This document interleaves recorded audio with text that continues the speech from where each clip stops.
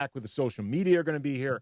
So I guess we should begin with one of the newsiest items we've had of late in the offseason, which is little nuggets of the upcoming schedule trickling out. We don't know the whole thing. I think we are, though, going to find out the NBA schedule sometime later this week. Thursday, maybe, Funchy? I think Thursday. Thursday. I think we're going to find out the entire schedule. So obviously, a lot of intrigue with that. It's going to be really fun digging through the whole thing, looking for the toughest stretches, some of the most intriguing matchups, some of the softer pockets, which, frankly, there ain't many in the Western Conference.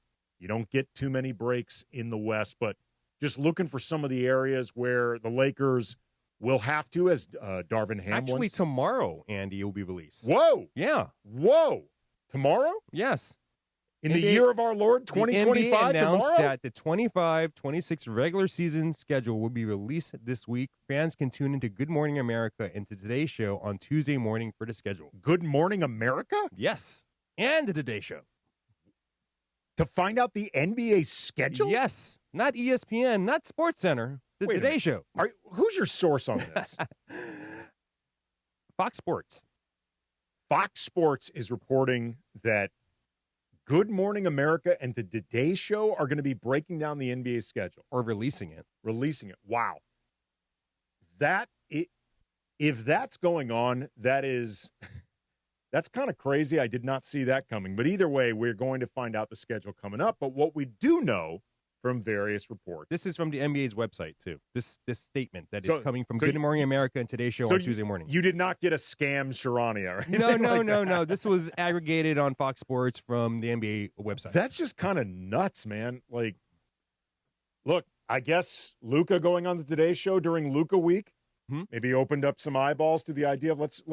And the fact that, the NBA is under, the ESPN and going to NBC next year. So it makes sense. Good Morning America, Today Show. Cross-pollinate. Let's put all of these shows together. At the end of the day, we are all working for one big, synergized, incestuous corporate overlord.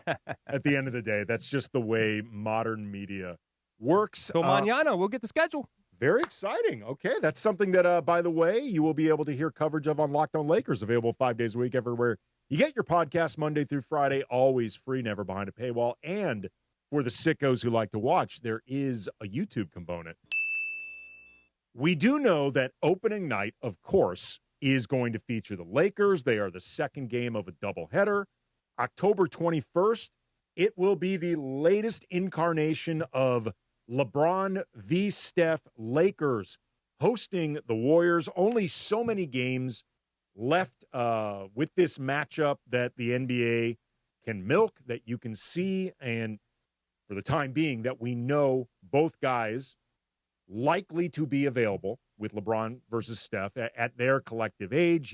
You can't bank on that necessarily as the season goes along, but presuming there are no training camp injuries or anything like that, the two of them are likely to be available. So you might as well get that one out of the way, out of the gate, off the bat. It always does great ratings. Like, there will be a lot of eyeballs for that. There may be nothing new to discover from this rivalry unless the Lakers and Warriors actually meet in the playoffs. But I will say, as much as I've seen kind of mixed reaction from Laker fans in terms of this being opening night, the biggest attraction being we've seen this by now, LeBron v. Steph, enough, let's move on. Wasn't it like Brady versus Manning? Yeah, basically. We saw that forever. Everybody tuned in. But we always want to see it. Plus, here's the thing.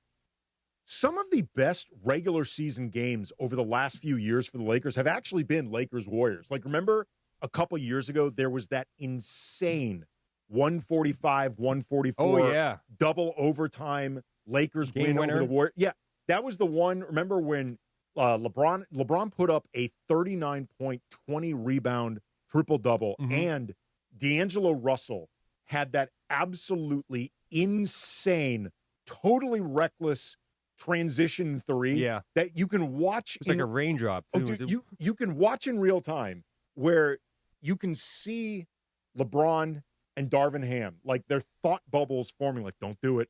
Seriously, don't do it. And D'Lo's like, damn right I'm going to do it. I am going to do this. Like, you guys are trying to trade me anyway. What difference does it make? I'm just going to launch this thing. They've had a lot of really fun games. Also, the opening night of the season opener is Houston going to OKC, banner night, ring night, and while I don't think Kevin Durant is actually going to be upset watching the Thunder raise a banner, like, him leaving was almost. We'll have some small feelings. Here's the thing about it. Do I think he's actually going to be upset? No. Like he left it almost a decade ago. And it's not like they won the championship with a bunch of dudes that were on the roster. It's been overhauled a few times. But from a sense of theater and like a sense of split screens and storytelling, A+ work by the schedule. You already know the moment they unveil the banner, they put it in the rafters, they're going to pan a camera to Kevin Durant, see his just face. One camera? Numerous cameras, right? And then you know what they're going to do. Again, I don't even think Durant's going to be that upset, but it is still just A+ work. He might be upset whenever they retire his number and see the number retired next to the banner. Now, that's interesting. That is interesting. His number, he's got to be the first guy in actually, OKC. I think OKC retired Nick Collins. That's right. Because he was a lifer there. Yeah. So he would be, I believe not counting Seattle guys. Yeah. Like, I don't know if Gary Payton or guys like that. I don't think so. Yeah, I would think that they're not. But whatever. I think Nick Collison is up there. But you're right. Like, it will be striking to see KD's number eventually go up, as it should, next to however many banners the Thunder will have raised by the time KD retires and then the number gets put up there, that he will not have played a single part in raising. That will be interesting. At least he got in the finals. Yeah, I mean, look, KD's career has turned out fine. It did. He's doing just fine. And speaking of the Houston Rockets and Kevin Garnett, that is part of the Christmas Day slate. And there are some people wondering whether or not the league screwed that one up by not having it be Lakers Mavericks on Christmas Day. I will explain why I actually think the league got this one correct. Plus, a little bit of Luka news to break down. He played I think it's a Eurobasket friendly. I know it was Slovenia versus Germany. And I know it wasn't the actual tournament yet? I think this was a friendly. I don't think this actually I think the actual games begin in late August, something like that. But I do know Luka looked good. Regardless of what this game actually means, doesn't mean I know he looked good. So we'll get into that coming up next. Again, 877-710-ESPN. Lakers Talk, Andy Kamenetzy, 710 ESPN. Hey, John Ireland here for Thrive Cybersecurity. We all know in sports that defense wins games and turnovers kill you. That's also true in business. The truth is 1/3 of businesses will unwittingly turn over their sensitive company data to thieves this year. Don't let that happen to you. Remember this website, thrivenextgen.com/ESPN. Thrive starts with a comprehensive cyber risk assessment.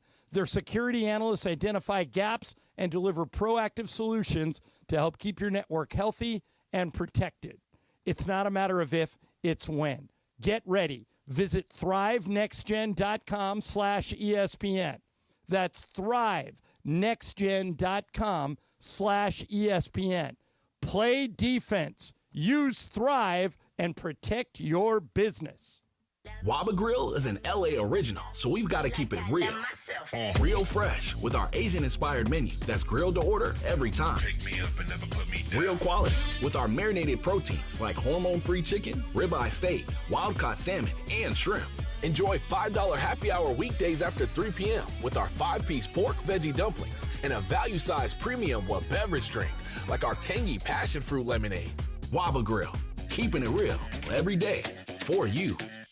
Do you have trouble getting in and out of the bathtub? Are you afraid you'll slip and fall entering or exiting a tub? SafeStep walk-in tubs can transform your bathtub from an area of concern to a calming refuge. Call them today at 1-800-731-4558 and save $1,600. Safe Step walk-in tubs and showers are proudly made in Tennessee and offer an ultra-low step-in, avoiding that difficult climb over a traditional bathtub wall. They also offer a variety of therapeutic benefits that may help soothe your aching muscles and joints, increasing your mobility, boosting your energy, and improving your sleep. Safe Step walk-in tubs are designed to easily fit your existing tub space and are often installed in as little as one day. Just dial 1-800-731-4558 today to save $1,600 and receive a free shower package. That's 1-800-731-4558 for a free no-obligation consultation and to save $1,600. Safe Step walk-in tubs. Safety never felt so good. 710 ESPN. The radio home of the purple and gold and the home of Lakers talk. Luka wanted to do something big for the fan base of whatever team he was going to be with. It's now with the Lakers, and the Lakers, I think, now are going to reap all of the same benefits that Luka had planned to give Dallas, except I think even more motivated, even more just ready to unleash hell on the rest of the NBA. Lakers Talk is presented by Hoag Orthopedic Institute. When pain keeps you from doing what you love, Hoag Orthopedic Institute gets you back to you. Visit HoagOrthopedicInstitute.com to get the help you need today. More Lakers Talk with Andy Kamenetzy rolls on.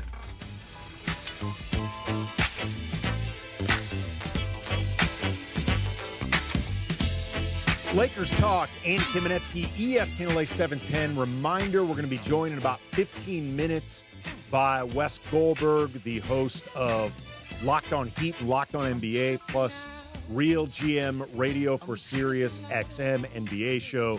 Really good analysis of the entire league, and obviously we're going to get into some Lakers.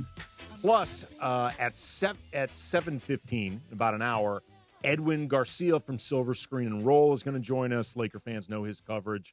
Always really good stuff. So that is all coming up over the course of the next couple hours on Lakers Talk, ESPN LA 710. So we're talking about the schedule, the little tidbits that have trickled out so far. Again, 877-710-ESPN if you want to weigh in. And we know that opening night is going to be Lakers hosting the Warriors, the latest round of LeBron v. Steph that no matter how much people may complain about it at this point, y'all are going to be watching it. Like, I mean, just the numbers bear it out. You're going to be watching it. But then there is Christmas, and it is no surprise that the Lakers are involved on Christmas Day. It's just a matter of what time, which game, and who they will be playing. We know that they are the third game of the slate. They're going to be at home, and they're going to be taking on Kevin Durant and the Rockets. The two games preceding are the Cavaliers at the Knicks, then the Spurs at the Thunder, Wemby versus Chet. Beyond all the other stuff, those two guys really do like going up against each other. So that's a lot of fun. Then you've got Lakers-Rockets. Then you've got the Mavericks going up north to the Golden State Warriors. Then the Timberwolves in Denver against the Nuggets to close out the Christmas Day slate. And I've seen a lot of people wondering whether or not the league messed this up by not giving us Lakers Mavericks, a.k.a. Luka versus Dallas on Christmas. I get why people would think that, but my guess is it's a couple things. First of all, per Mark Stein, one of the high-profile games that we're going to see between the Lakers and Mavericks is the opening of the IST. Like the Lakers' first match in the IST/NBA Cup is going to be against Dallas, and that's going to be a heavily promoted game. So you've got that one right off the bat.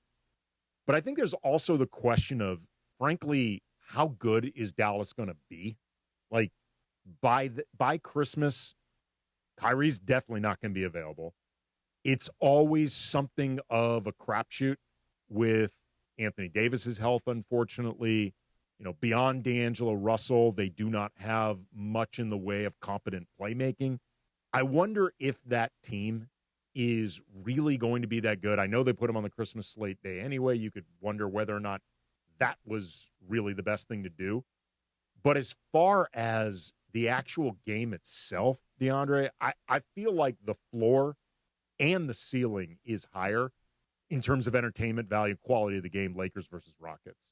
I don't know. I'm indifferent because I feel like the Mavericks are a team on paper as of right now who do have the roster to compete in the Western Conference. Really? Because you got Daniel Gafford, you got Derek Lively coming off the bench, but they got a lot of other guys on that team that can fulfill their roles. You got P.J. Washington, you got Najee Marshall, who made a big jump, and you still got Max Christie, who Lakers fans are really enjoying in this play. I would not mind having Max Christie back, exactly, man. And he took on a bigger role with the Lakers, especially on the defensive side of things. So like they got a lot of key guys who fulfill the roles and stick to the roles. And Anthony Davis, the biggest thing with him is, obviously with his health, and if he's going to be healthy enough going into that middle of the season, I feel like he will, knowing that the workload with him is going to be different with the Mavericks, knowing that he's not going to be on that traditional big man role. He went back to the 4. I mean, it's a lot of whole different things that you can put in, but that Mavericks team it's a deep roster. See, it's interesting because I feel like Dallas is going to learn, and this is, the regular listeners know this has been one of my consistent points. I think Dallas is going to learn he's not nearly as effective the more you play him at the 4. Like, I think he's just a better center. Like, he was better at that position. Better center when he was with the Lakers, and he was able to do more as far as how the offense was structured for him. I feel like the way the Dallas Mavericks are going to be able to play, I mean, Anthony Davis has a little bit of handle to him. So Jason Kidd can put I know that, he's going to put an offense for Anthony Davis to succeed in. And, who knows what kind of offense the Mavericks are going to be running. They can play in numerous ways. They still got Klay Thompson. And, again, I'm giving a lot of praise to them because on paper they look really good. So, I mean, I get why fans will be, like, concerned and why Lakers versus Mavericks wouldn't be the ideal situation for a Christmas Day game compared to a Rockets team. But the Rockets are a good team as well. So, and it's the Lakers. The Lakers are going to sell out a Christmas Day game regardless. Yeah. Well, the Lakers, the Lakers were getting Christmas Day games when it was the kids and they were winning like 17 games. Exactly. They were still on Christmas. So that part was a given. Speaking of Luka, and whenever he gets his various revenge games across next season, he was playing against Germany in a friendly for Slovenia. And I did not see the whole game. I was actually on air with Momo from Mason and Ireland while it was happening. But I saw some highlights. He looked good. Like, he both looked good in the way that he played. Like, he didn't look like a guy that was really rusty from having barely done any 5-on-5 this offseason. But he also just physically looked good. Yeah, 19 points in 24 minutes, and he just looked like he lost 30 pounds. I guess the Slovenian press, they reported that he lost 31 pounds over the last few months. Man, that's crazy, man. That's a lot of weight in just like a few months. That is a lot. I want his diet. I need his whole workout. I'll tell you what it is, man. It is a scathing indictment of American food and what we all put in our bodies. That I know, like, serious regimen, totally different things he was doing overseas, totally focused, yada yada yada. But it is also a scathing indictment of American processed food. That Texan heavy brisket and barbecue and all that stuff, probably. Julius Randle, actually, Brian and I did a sit down with him back when he was with the Athletic, or when we were with the Athletic, and he had gone to the Pelicans. And he told us about how the first thing he did after he signed with New Orleans was hire a private chef because smart man. He said, like, he would just go on road trips to New Orleans. And it's not like the Lakers and Pelicans play a lot over the course of the year. Like, you would go to New Orleans maybe twice in a season. Maybe. Unless you had the playoffs there. Right. Well, that one. Like, maybe twice. And he would gain weight just on that road trip because the food in New Orleans is so good and thus so terrible for you. So he was like, he's eating beignets. He's eating everything. He's eating everything. Crawfish. And he was saying, like, I recognized this could get ugly if I don't get, like, a private chef, like a pro that's going to keep me in the right shape. Speaking of which, Mark Stein reporting that the Lakers are hiring Jeremy Halsapel. I hope I pronounced his name right. Jeremy Halsapel as their new head strength and conditioning coach. Then he tweeted out, as Dallas's athletic performance director, Halsapel was named the NBA's top strength and conditioning coach in March 2021. This has been well received by a few people, that I think get kind of in the weeds about this stuff. Jeff Stotts, in particular, you can follow him on Twitter in Street Clothes. He's considered one of the best sports medicine guys out there, and he also tracks injuries like that. He's got an entire database just with NBA injuries, and he has very, very enthusiastically signed off on this as well. He tweeted out, "This is a massive W for the Lakers." And it's going to be also interesting, too, seeing Luka reunited with a strength and conditioning coach that was part of his early tenure in Dallas. It was also very well documented, in particular in Tim McMahon's book about Luca Donic, but also reports, especially post-trade, that upon ownership changes, post Mark Cuban, Nico Harrison era, they kept getting rid of a lot of guys that Luka liked.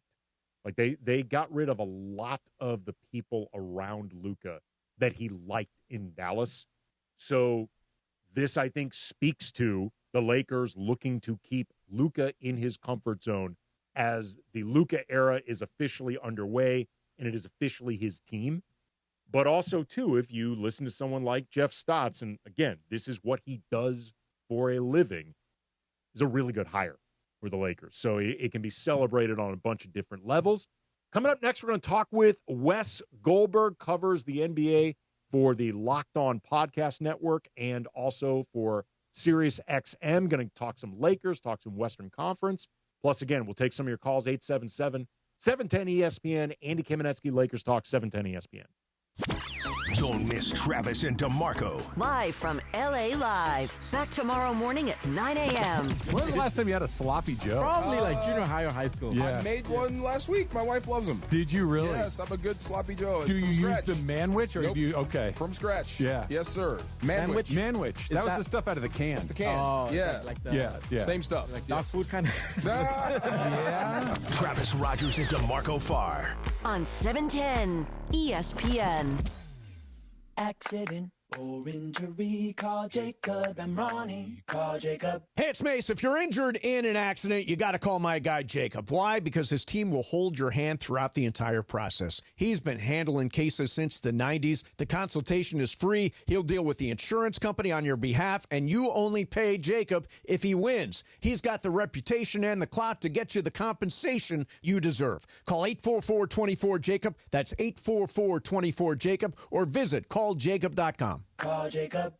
The Freeway Series is heating up, and ESPN LA is throwing a watch party in the San Gabriel Valley. Join us at Clearman's Galley, located at 7215 North Rosemead Boulevard in San Gabriel, on Wednesday, August 13th, starting at 6 p.m. Come hang with the ESPN LA crew, catch the big game, and enter for your chance to win Angels tickets and more. So wear your Dodgers or Angels gear and root for your team at the Freeway Series Watch Party, presented by Arrowhead Mountain Spring Water, the official water of Major League Baseball.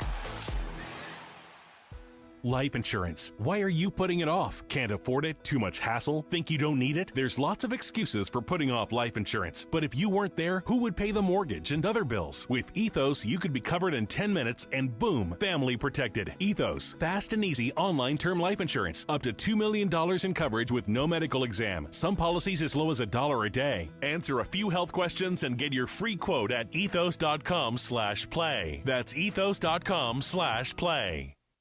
Gain a global perspective and specialized skills that many of today's top employers are seeking with an MBA from University of Maryland Global Campus. Study online and complete your degree in just 16 months for about $21K. Choose from MBA specializations in global business, marketing, HR, finance, and more. No application fee if you apply by September 3rd. Learn more at umgc.edu. That's umgc.edu. Certified to operate in Virginia by Chev.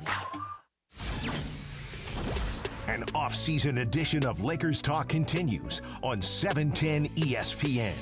Looking at this roster, the Lakers should not be considered championship frontrunners. They still, I think, are a move or two away before you could start thinking about them as one of the teams to beat.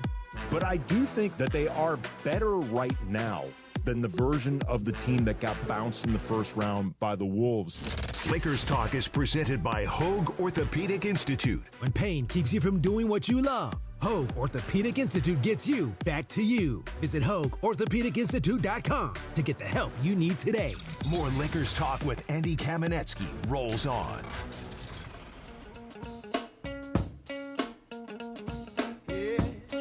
Hey, come on! Congratulations, by the way, to Alex Caruso. He got married to a former Big Brother contestant. Congrats. Yes, I saw that. I learned about this in People magazine, which feels very apropos for Alex Caruso. Like somebody who, by himself, isn't necessarily a star, but is very good at what he does and has been in proximity of a lot of famous stuff or high-profile stuff, and therefore he will win while getting covered in various ways. The one thing I saw on social media was that he got 2 rings in a couple months. Yeah, I know. Like it's funny too. They very much use the lead in the little People blurb. They started out like they're wearing. Well, they did the very predictable like Alex Caruso just had his ring, but now has another ring. That's like right. They Right. did the exact straight formulaic stuff. But you know who's not formulaic? You know, gives us really interesting information. It's Wes Goldberg. He is the host of Locked On NBA and Locked On Heat, also the host of Real GM Radio for Sirius XM. Joining us right now, Wes, how are you, man? I'm doing well. Never been called not formulaic, so I appreciate it. It's going good night so far. You should put that like on your business card, on your name. Wes I'm Goldberg. just going to get rid of all the other stuff and just put that there. Not formulaic. So the Lakers offseason, Dorian Finney-Smith is out, replaced by DeAndre Ayton, Marcus Smart, Jake LaRavia. They did not give up any assets in the process, which is good because they do not have a lot to begin with. What are your thoughts on what they've done to the roster this offseason? You know, I think they've done an okay job. Considering that, yeah, like you said, they haven't given up anything. They haven't traded the first-round pick that everybody keeps talking about. Maybe they're going to trade and all these things. You know, they somehow managed to get a couple of guys who are on rosters to accept buyouts and then sign with them, and that's all good business, right? That's great, and it all makes sense for a team with Luka. I get that Lakers fans might be a little bit like, oh, you know, it's just maybe it's a little underwhelming, but I like to remind Lakers fans that you just got Luca Donic like 6 months ago, so it's fine. You know, I think all those guys make sense. I think DeAndre Ayton is going to look a lot better when he's getting past lobs from Luka Donic and LeBron James, and Jake LaRavia is a nice young piece that they can develop there. And, you know, Marcus Smart, I think that's maybe the more interesting thing here. I'm not really sure what he's got left in the tank. He's got to get healthy. If the Lakers think that he's going to be that elite point of attack defender that he was in his prime years in Boston, I think they've got another thing coming. But what I like about Marcus Smart is that he's going to be a connector on defense. He's going to be a voice on defense, which is something that they're going to need and have needed basically since they traded away Anthony Davis. So just kind of having a defensive captain, like a middle linebacker there, I think that's going to be huge for them too, just to kind of have that on the court and in the locker room. So, yeah, I think it's a fine offseason, but yeah, it's all still about we just got Luka. But there's no reason, Wes, that you can't get greedy. I mean, yes, the Lakers did just. I understand who I'm talking to. Yeah, I get that. Like, I know that it's Lakers fans, that it's like, oh, it's been 6 months since they traded for. Please, you covered you have covered the Heat and the Warriors, two of the greediest fan bases over the last 10 or so years. I have seen them want more and more after they've gotten the Heatles, after they've gotten Steph, Clay, Durant. So, you know, cool your jets a little bit there, Wes. Like, take one to know one. We're amongst company here. Talking with Wes Goldberg, the co-host of Locked On NBA and Locked On Heat, also the host of Real GM Radio for Sirius XM. Andy Kamenetzy, Lakers Talk, 710 ESPN. On today's actual episode of Real GM Radio, you and Matt Moore from Locked On NBA, you went through some different over-under prognostications for the Western Conference. Your total for the Lakers came in at 48.5. You went slightly under, acknowledging over is a real possibility. What made you lead towards the under? Well, I just looked at the history of the LeBron James Lakers have only gone over that number twice. And the Luca Donic Mavericks have not usually been – they're not regular season juggernauts. I think both Luka and LeBron are very much postseason type of players, and I think you just get into the playoffs and you can go as far as the NBA Finals with those guys. But their teams in the regular season don't tend to just win 50-plus games every single year. Now, I took the slight under, thinking like, okay, they felt like a 48-win team. So when I say under, it's not like I'm thinking they're going to be in the play-in tournament. But, we're talking about 49, 50 wins. That's a lot for a team that I think is obviously very star-driven, but I think has very real questions about depth. I'm a little bit concerned about their shooting, and I'm a little concerned about defense. And those tend to be the things that just sort of float your wins during the regular season. But yeah, I can't strongly start banging the under. This to me would honestly be a stay away because again, it's Luca Donic and it's LeBron James, and I feel like when you have those guys, you can win a lot of basketball games if they're playing well and they're healthy. But if one of them goes down for 2 weeks, I mean that could be enough to go from 49, 50 wins to 46, 47 wins. So yeah, I took the under. It might be kind of sexy to say like I'm taking the under, but it's a very slight under with a very strong hedge that it could definitely go over. Talking with Wes Goldberg, the co-host of Locked On NBA and Locked On Heat, also the host of Real GM Radio for Sirius XM, Andy Kamenetzy, Lakers Talk, 710 ESPN. You referenced the first-round pick that some Laker fans are hoping that the Lakers will go all in with some deal this season. Certainly, I think that first-round pick is connected to the perceived dissatisfaction that people think LeBron has towards the season. Certainly, I think LeBron and Clutch have been messaging a dissatisfaction. But is there anybody that you can think of that would be realistically available for the Lakers that they could end up getting with that first-round pick? Because so far, I'll be honest, I have not really heard about anybody that could be gettable for the Lakers that I actually think would be worth using that pick on. Yeah, I'm with you. It doesn't it's so easy to just say flippantly, hey, trade that first round pick, get a major upgrade. All right, cool. Who's the guy? The name that I know keeps bouncing around LA is Andrew Wiggins. All right, cool. I think Andrew Wiggins is a very good player. Considering the salary, right? Because that's the other part of this. There's outgoing salary that's going to be a part of that first round pick if you want to actually go get good players tend to make a lot of money.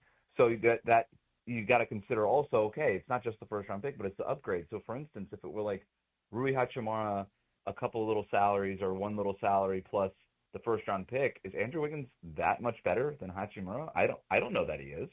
I think he's a nice fit, and if you can get him for something cheap, that makes a lot of sense. But if it's going to cost you a rotation player, that's a different kind of calculus you got to do. And to your point, I don't see the player that's out there now. How much are the Lakers actually taking that pick and shopping it around? You guys would know better than I would. Maybe there's always maybe something that shakes loose if you're kind of knocking on all those doors and shaking those trees. But there's not been a name out there to me that makes a ton of sense. Even if you go with the restricted free agent type of players like a Jonathan Kuminga or a Josh Giddey, like that, those guys aren't really moving the needle for me. It seems like they're happy with DeAndre Ayton, but is there another center out there? Is there a center out there that you would say, well, now we're going to start him over DeAndre Ayton? And maybe that's not what Ayton had in mind when he accepted a buyout from Portland. So, I think there's a lot of complications here, but at the end of the day, yeah, I don't really see that guy that's available. But that's why you hold on to it. Things can change by February. And the Lakers, by the way, will have a much better idea of what they actually need by January or February. Speaking of Andrew Wiggins, because you're correct, that's the name that I've heard come up most in the rumor mill with the Lakers. And I agree. I don't think he's worth the first-round pick.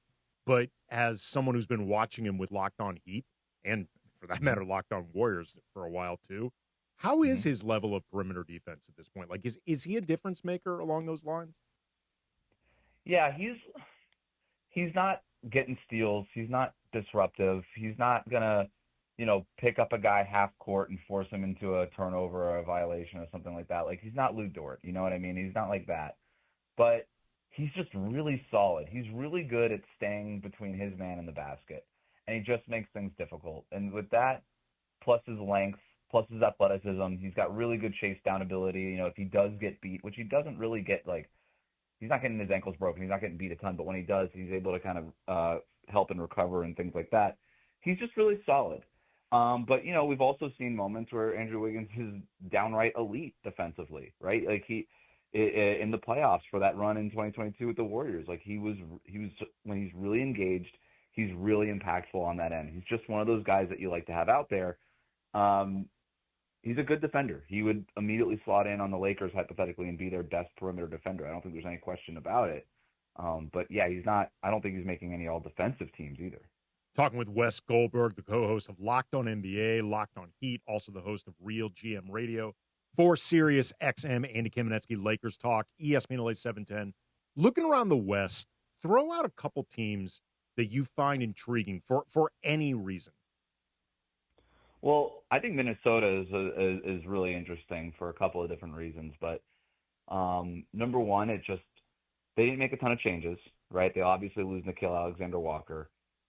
They are a team that's had some interesting regular seasons over the last couple of years, but have also found themselves in the Western Conference Finals the last 2 years. And they just kind of become this different sort of snot-nosed, hard-to-play type of team in the playoffs, whether or not they've had Karl-Anthony Towns or Julius Randle. I think they're really well coached with Chris Finch, and they just find a way to coalesce at the right time and play their best basketball. Anthony Edwards is obviously an emerging superstar. But to me, when I think about them, it just I'm waiting for the other shoe to drop. I'm sort of waiting for a regression, which seems unfair because they have been so successful the last couple of seasons, despite losing Karl-Anthony Towns, getting Julius Randle, overcoming all of those kind of complications. But Rudy Gobert is a year older. Mike Conley is a year older. I really like their young guys quite a bit. I wrote about this for Real GM towards the end of last season, where Terrence Shannon, Rob Dillingham, Jalen Clark, like there's really good young players. That French center that they drafted in the first round this summer, who looked really good in Las Vegas Summer League. Are they ready to step into those big roles? Because at some point with Minnesota, it almost feels like they are built to have at least one regression year where the older guys start to age out and the younger guys start to kind of play through the growing pains. And I'm just wondering if this is the year for that. And if it is, well, now this is opening up maybe a potential spot in the Western Conference Finals, one that they occupied over the last 2 seasons. So Minnesota to me is endlessly fascinating, just not because of all that, but also just because obviously they have Anthony Edwards, who's just a ton of fun to watch. If there were another team, I think it would be the Clippers. I kind of love their offseason and I kind of hate it. You know what I mean? No, I do understand. So Brook Lopez, good. No complaints. Got it. Then they go out and get Chris Paul. Love that. Great story. He returns to L.A., Clippers franchise, all the things. That's great. Emotional, great. I actually think it's a great, from an X's and O's perspective, James Harden goes out. You have somebody else that can run your pick and roll offense. I think that makes a ton of sense. Bradley Beal, for the price that they got him at, not bad, right? Like, he's still a guy who, when the franchise he was playing for wasn't actively trying to make him miserable so that he would rage quit, was averaging 19 points a game on 40% plus shooting from three-point range. Like, that's still a pretty useful player. I like them all in a vacuum, and then I add it all up, and I'm like, I kind of hate it now because it's starting to feel like some of those Doc Rivers Clippers teams where it's just like, Paul Pierce, I know that name, let's add him to the roster.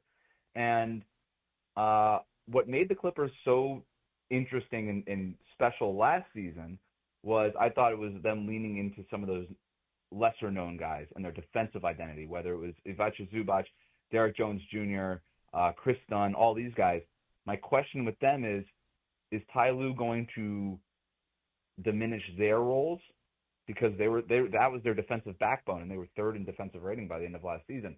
Is he going to diminish their roles in favor of Chris Paul, a future Hall of Famer, Bradley Beal, who has a certain, obviously stature in the league, James Harden, and obviously Kawhi Leonard, and all these things? If he's going to start shifting things into that direction, then they lose their identity. And at that point, now we're just sort of looking at a mismatch of big names that don't really fit together. And I think, and that to me is going to be the challenge that Ty Lue is going to have to figure out. Last question for you. We're talking with Wes Goldberg, co-host of Locked on NBA and Locked on Heat, also the host of Real GM Radio for Sirius XM. As of August 11th, 2025, who do you consider most likely to come out of the West? Well, the only answer is the Thunder. But beyond them, I love the Nuggets. I think those are the two best teams in the Western Conference. I love the Nuggets offseason. I'm not breaking news there. Everybody loves the Nuggets offseason. And I think they did enough where they should be legitimately considered a threat to knock off the Thunder. But man, if you're picking anybody other than the Thunder, it's just you're just trying to do the hipster thing. Like they're so freaking good, man. It's kind of funny. They've gone from being the hipster team a couple years ago to if you pick against them, you're being hipsters. 100%. 100%. I'm always very wary of the hipster pick, right? Like there's a hipster team in every conference every single year. This year, I think in the East, it's clearly the Atlanta Hawks. Good offseason, nothing against the Atlanta Hawks. That's the hipster pick. You're going to be like, oh, you know who I'm picking out of the East? I'm picking the Hawks. And you're like, all right, cool, dude. I've also been on Twitter. I think the team in the West is the San Antonio Spurs. I think we're maybe a year too early on San Antonio. Why? I think obviously you've got Victor Wembanyama, De'Aaron Fox. That's a lot of fun. Dylan Harper, super impressive. Carter Bryant, super impressive in Las Vegas. But they're also rookies. Rookies are rarely impact winning players, right? Like that just doesn't very much happen. I love the Lou Cornette thing. Let's also not pretend that Lou Cornette is an all-star center, right? Like I think he's nice, it's good, it's fine, but I think it's being a little bit overstated, and they still have zero depth, and I'm a little concerned about their depth on the wing. I kind of wish they still had Chris Paul, right? Because they have a lot of guards. They don't really have a true point guard on that roster. He's a floor raiser, man. He's one of the best floor raisers in NBA history. That's just 100%. A fact. 100%. It's why he's going to be in the Hall of Fame, no doubt. But that's why I think we're a little early on San Antonio. I just think their young guys need to grow up a little bit more. And plus, we got to see Victor Wembanyama stay healthy. I know that we're not supposed to talk about that because we all love Victor Wembanyama, but we got to see him stay healthy. I think that's also a big part of it. He is Wes Goldberg. He's the co-host of Locked On NBA and Locked On Heat, also the host of Real GM Radio for Sirius XM. Follow him on Twitter at WC Goldberg. Appreciate the time, brother. Thank you. Thanks for having me, guys. Again, that was Wes Goldberg, 877-710-ESPN. If you want to weigh in on anything that Wes and I talked about or any other topics involving the Lakers, we will be coming back with the new guys at Dodger Stadium. The new Lakers were making their presence at Dodger Stadium, a rare 3-for-1 first pitch involving the Lakers in a weekend where the Lakers and Dodgers, there was synergy and there was celebration of Kobe Bryant. So that's going to be coming up all next. Andy Kamenetzy, Lakers Talk, 710 ESPN. Up next on ESPN LA. More of LA's mega sports station and LA Sports Talk. The 9-hour LA Sports Mega Block. Made possible by Next Gen Air and Plumbing. Got a clog? Call Next Gen for their $88 drain cleaning special. Visit nextgenairandplumbing.com. Tell them ESPN LA sent you. It's never too early for football or holiday shopping. Hello, Ma? Now your top reasons to visit Morongo. Get an Apple HomePod, home theater projector, turntable, or cash when you earn 3,000 slot points on your rewards card Fridays. Number 2. Berlin, live August 22nd. Get tickets now. And the number 1 reason. Flamingo Fridays. Crush the heat with cold cocktails, cool beats, and the lazy river at SoCal's best nighttime pool party. Morongo, good times. This is an ad by BetterHelp. Mace here. These days it feels like there's advice for everything. Cold plunges, gratitude journals, and screen detoxes. But how do you know what actually works for you? Using trusted resources and talking to live therapists can help you break through the noise. As the largest online therapy provider in the world, BetterHelp can provide access to mental health professionals with a diverse variety of expertise. Our listeners get 10% off their first month at BetterHelp.com/timeout. That's BetterHelp, HELP.com/timeout.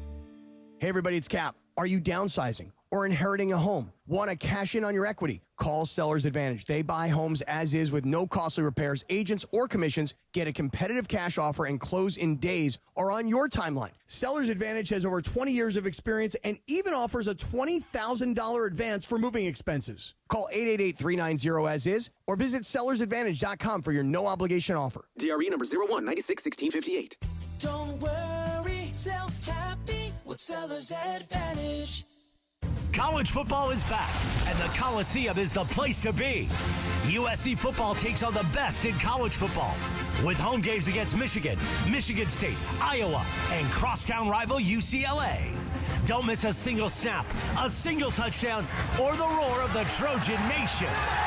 Single game tickets are now available at USCTrojans.com/tickets. USCTrojans.com/tickets. Fight on! An off-season edition of Lakers Talk continues on 710 ESPN. Looking at this roster, the Lakers should not be considered championship frontrunners. They still, I think, are a move or two away before you could start thinking about them as one of the teams to beat. But I do think that they are better right now than the version of the team that got bounced in the first round by the Wolves.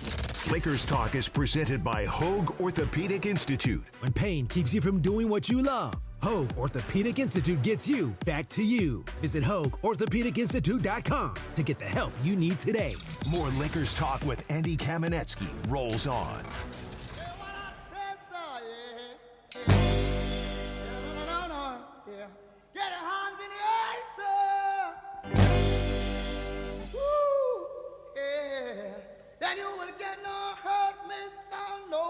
Lakers Talk, Andy Kamenetzy, 710 ESPN. There's a song about somebody recalling their stay in prison, which is where Carlo should be. We just found out in the break. Carlo, the brains behind everything we do, social media. He's awesome at what we do. But he just asked me, as I'm going to the kitchen area to get myself a cup of tea, Carlo asks me, hey, if you were to dunk, how tall of a rim would you need? Like, what are we talking about? If we were to do a dunk contest for 710 ESPN, what are we talking? 8 foot, 7 foot? Which I'm like, what the F are you talking about? Like, what? So what she asked me, I'm like, I'm 5'8", and I'm old. Like, 6 foot rim? Like, is this something we're actually entertaining doing? A dunk contest involving talent that are at risk hurting themselves in a softball game. Like, and is this really an idea, Carlo? This comes off after Mariano Rivera tore his Achilles at an old-timers game. Well, and by the way, I mean, Mariano Rivera should have known better. Like, this is the first time you're going to do anything in your entire baseball career other than pitch. What is he, like 60 or something? He's decided to play center field in his 60s? Like, what's wrong with you? But, like, where did this even come up, the idea that 710, the talent here, would have a dunk contest? Just look in the back. Kids in the back. Jonathan back there just came fresh from the Laker practice facility, and we have video proof of him easily throwing it off the backboard, one hand, and jamming it. Okay, Jonathan, how old are you? I'm 23. He's 23. Like, he is the age of Dalton Connect when he entered the league. Okay, I'm looking at this right now. Jonathan is in the facility. Okay, tosses the ball off the backboard. Very nice. Very nice throw down. Jonathan, you're 23 years old. How tall a man are you? I'm 6'4". 6'4", 23 years old. Man, he has business being in the 7-10 dunk contest. DeAndre, I'm assuming you played college ball. You're still young. I'm assuming you can dunk. I can, but I don't get up like that. No, I'm not throwing off the backboard. Okay. No. Okay, to prove my point. How old are you? 27. Okay, 27. And DeAndre's already starting to think, I don't get up like that anymore. Like, not really my thing. He's 27. Oh, he is less. By the way, less than half the age of like Mason, Ireland, like about. Well, he's not quite half my age, but he's unfortunately close to it. If I need to get up, I'll try to get up, and I'm pretty sure I can go up there and dunk. Like, who at this station would you even be able to have a contest? Like, I can promise you, Travis may be like 6'3" or something. Travis will not do this. Not in a million. I'll pay money to see that, too. He couldn't even sit on a chair properly today. Travis has made it clear he plays first base in our softball game because A, he's tall, B, he's going to stand at first and not move. Like, he will not move at all. I learned this the hard way a couple years ago in the softball game when I was playing second. there was a pop fly that either one of us could have made a move for. I looked at Travis. He basically had his arms folded. He's just like, this is on you, buddy. I'm not getting this. So Travis is out. Mike Trudell can't even handle a softball game. He had to call the game, so Trudell's out. I don't see him jumping at a 10-foot rim as well. No, I don't see him jumping at like a 7-foot rim. I don't see him grabbing the net. He's had back surgery. Okay. He's not doing that. About DeMarco. No. I mean, he's a former Super Bowl champion. I know. I get it. No, you're right, because I've seen DeMarco out there in a soccer field getting broken down and all that. DeMarco's also in his 50s. He's not. I don't know if DeMarco in his prime could throw down, but I can promise you, DeMarco in his 50s has no interest in even attempting to throw down. Already established. Mason and Ireland are out. Morning show, they're out. Sedano will try his ass off. I will say this. Sedano will be determined to throw down, even though he's about my height. I promise he can't do it. Cappy will do it for the lulls. If you just put a camera there, I suppose Cappy will show up to do this. But who's Michael Thompson? He's not doing it. He's had 5 hip surgeries. He's not doing this. There's no one else. I'm not challenging Jonathan. I'm yeah, cool off that. DeAndre was one of the he's one of the betting favorites, and he's already said I'm not doing this. Yeah, I'm cool off that. I don't think Kasim can dunk. We're running. Oh no, that brother Kasim can't dunk. No, he can't fast. ball either. He's not ready to ball either. AK. Okay, I've seen some clips too. Dude, of him. I'm just naming young people at this point. I don't picture Parker being able to throw down. I don't picture Graham being able to throw down. I'm running out of people. This is basically just us watching Jonathan dunk, which would be fun. I'll do that. Give me at an 8-foot rim. I'll do it. Fisher Price hoops. Give me One at can 8-foot only rim. dream. 8-foot rim. 8-foot rim. Trampoline or no trampoline? No trampoline. There's no. I don't know. I gotta see it. No trampoline. You're probably 6'2"? Around there, yeah. Do you think you can throw it down on an 8-foot rim? I have not played basketball in over 15 years, so I don't know. I'm just trying to. Okay, back then. No, I mean I grabbed rim. That's all I can do. Okay, grabbing a regulation. That's all I can do. I'm sorry. I could grab the rim, but I can tell you right now, I can dunk on an 8-foot rim. Like a mini basketball? No, a real one. I got big hands. Look at his Kawhi Leonard hands right here. I'm gonna bring one of those hoops that you hang on a door, and we'll have a dunk contest or punch right there. Maybe if you put a trampoline and padding, you might get a couple people here just to screw around and do something. Like we're doing a mascot dunk. Like we're exactly the Phoenix Sun gorilla dunking. This would be one of the things where we really have to make it a listener party, as in listeners. We want you to sign a waiver and then enter our dunk contest. This might have to replace pickleball. No.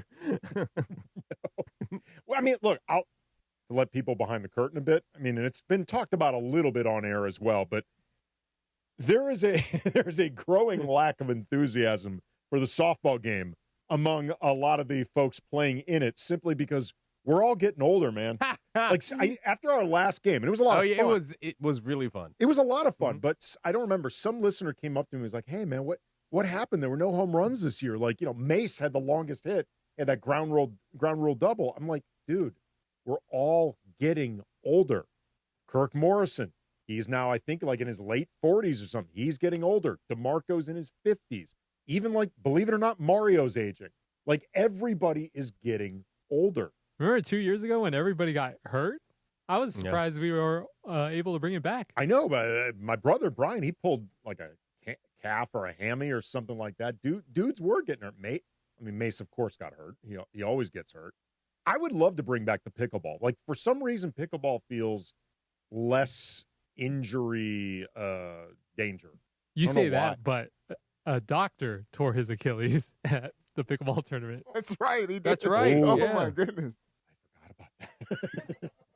I completely forgot about that. But look, Carlo, respect for all of the work you do with social. I'm sure you are involved with coming up with events.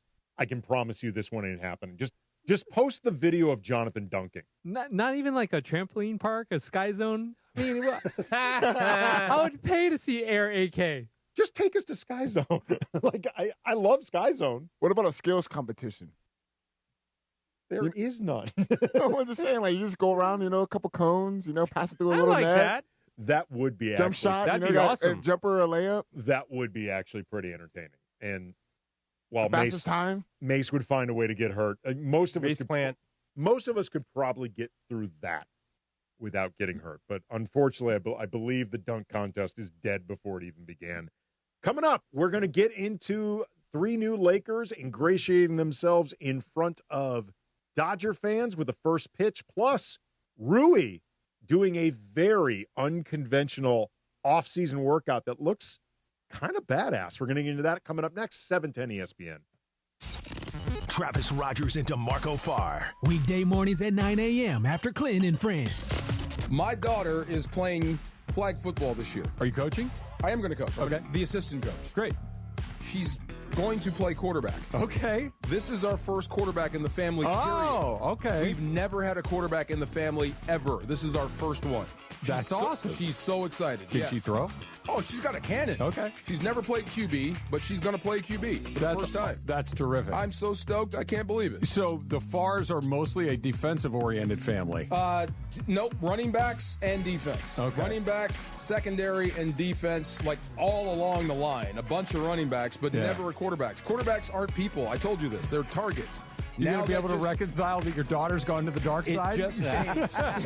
It just changed. Travis and DeMarco tomorrow morning at 9 a.m. Don't miss Travis and DeMarco on 710 ESPN.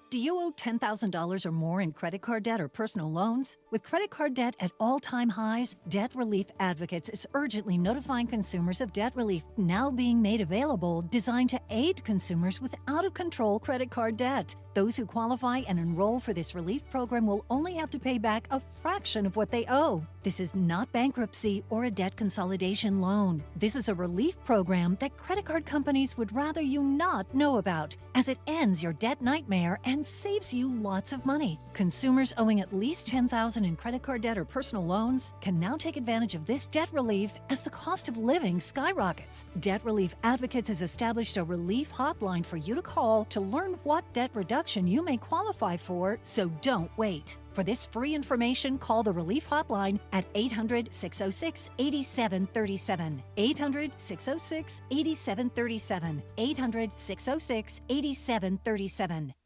710 ESPN, your home for the 17-time world champion Lakers. KSPN Los Angeles, a Good Karma Brands radio station. This is Lakers Talk on 710 ESPN. Where Lakers fans tap in for all the latest surrounding the purple and gold.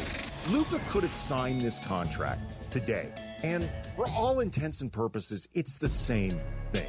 But it hits different if Luka does this today, as opposed to doing this the very minute he is able to do it. Then it becomes let's effing go.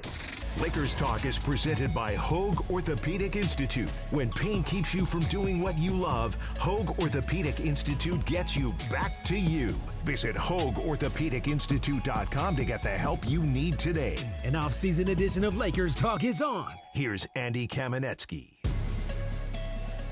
Reminder, we're going to be talking with Edwin Garcia from Silver Screen Roll in about 15 minutes. Lakers Talk, Andy Kamenetzy, 710 ESPN. We were just talking about Carlo's absolutely ridiculous idea of a station dunk contest.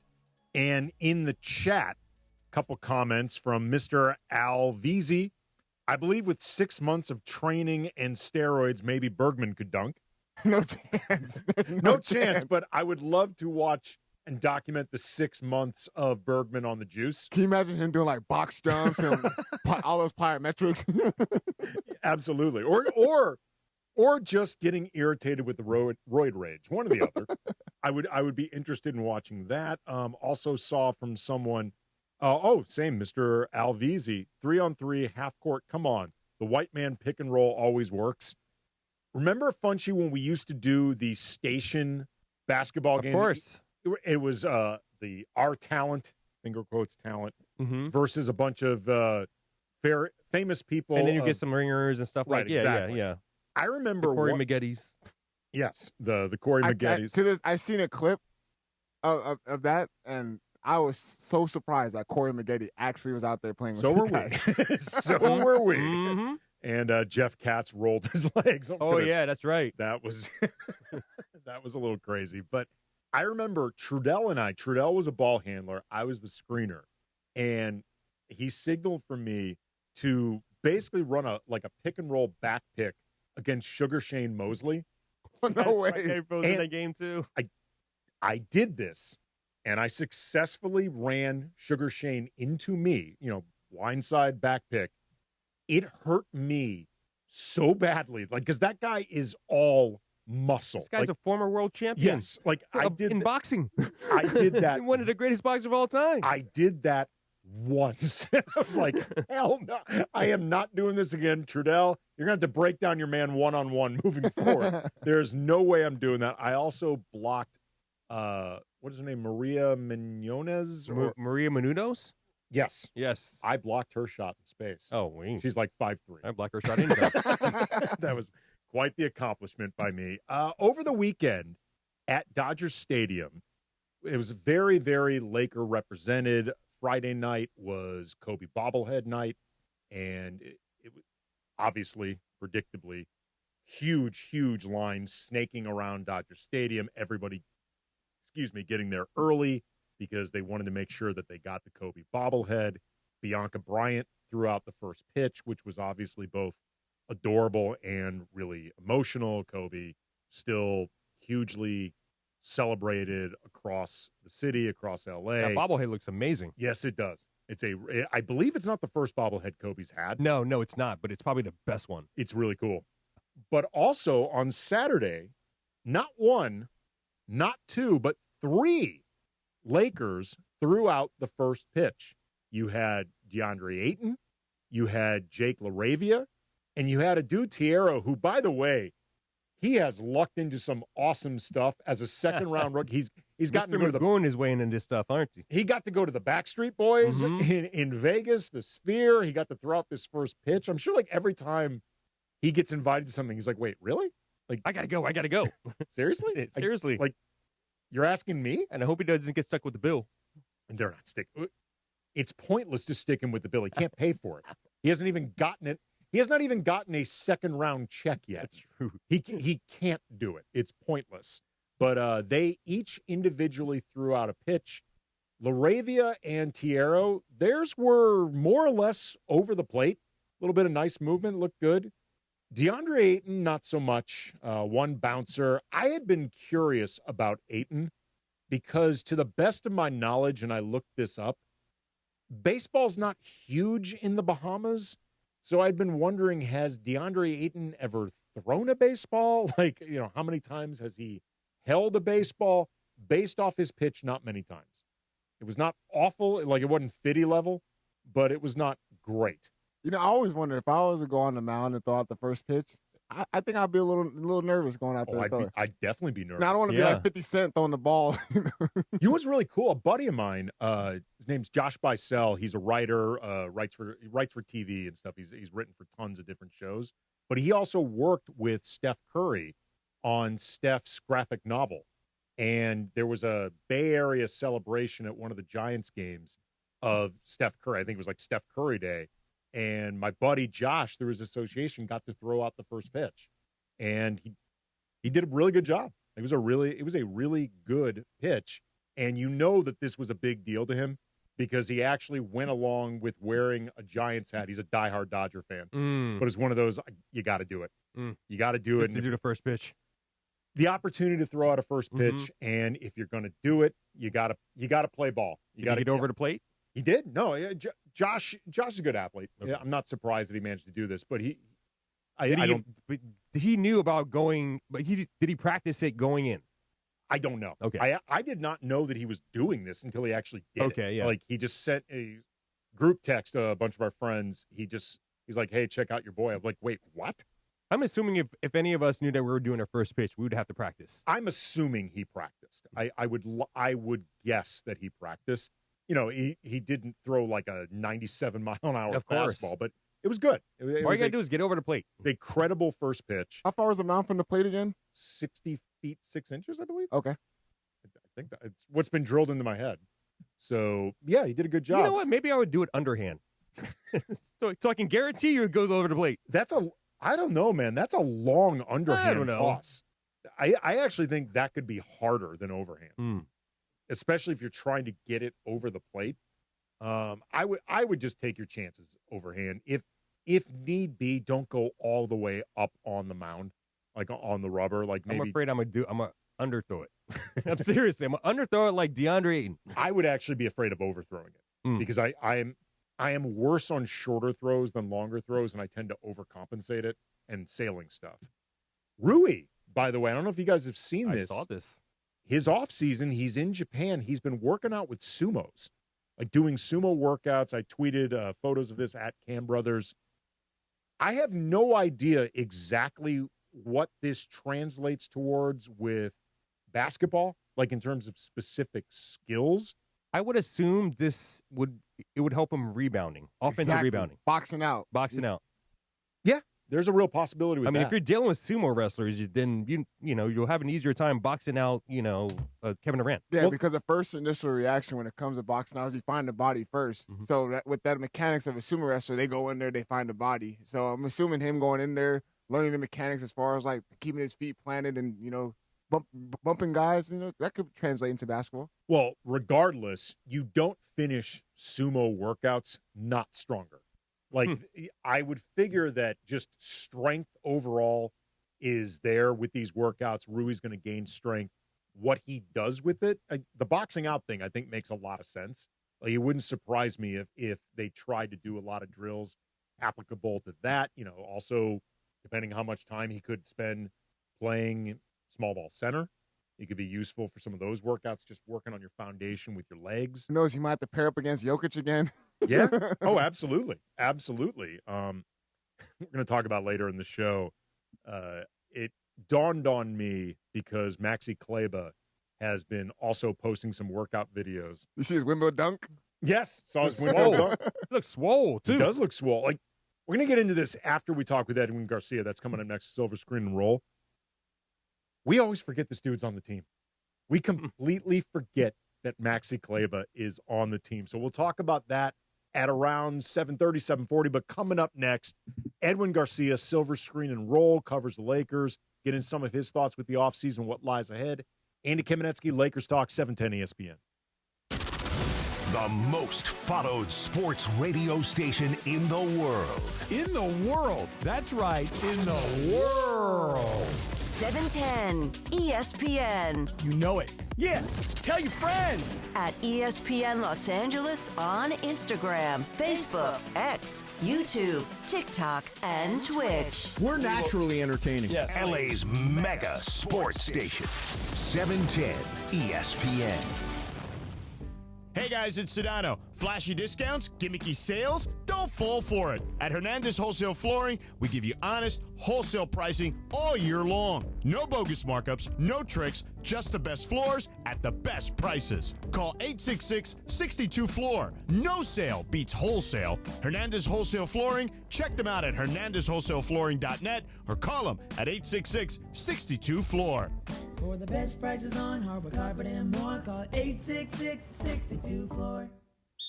Just when you thought your soccer watch party couldn't get better, San Antonio Cardinale brings the flavor. This sweet red wine, crafted with passion and tradition, turns every match into a celebration. Whether you're shouting goal or just chilling with family, San Antonio Cardinale makes every second count. Grab a bottle at your local store and make San Antonio Cardinale your go-to wine for soccer season and beyond. Must be 21 plus. Please enjoy responsibly.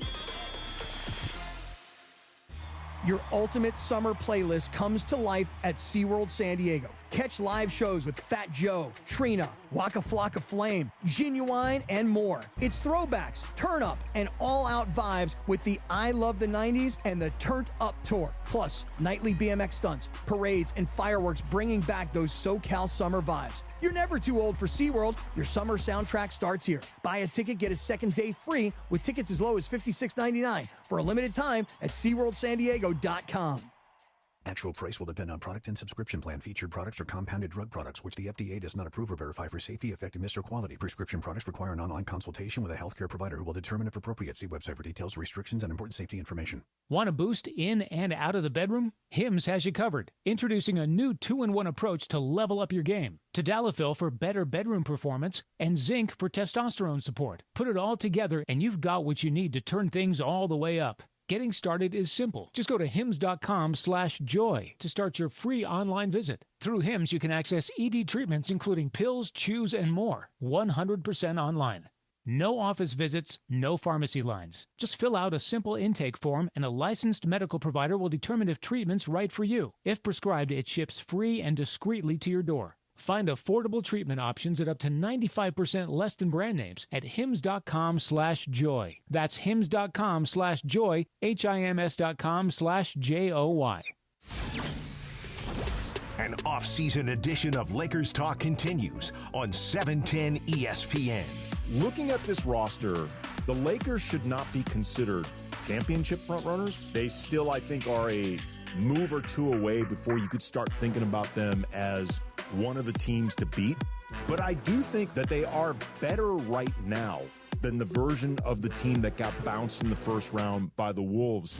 Lakers Talk is presented by Hoag Orthopedic Institute. When pain keeps you from doing what you love, Hoag Orthopedic Institute gets you back to you. Visit HoagOrthopedicInstitute.com to get the help you need today. More Lakers Talk with Andy Kamenetzy rolls on.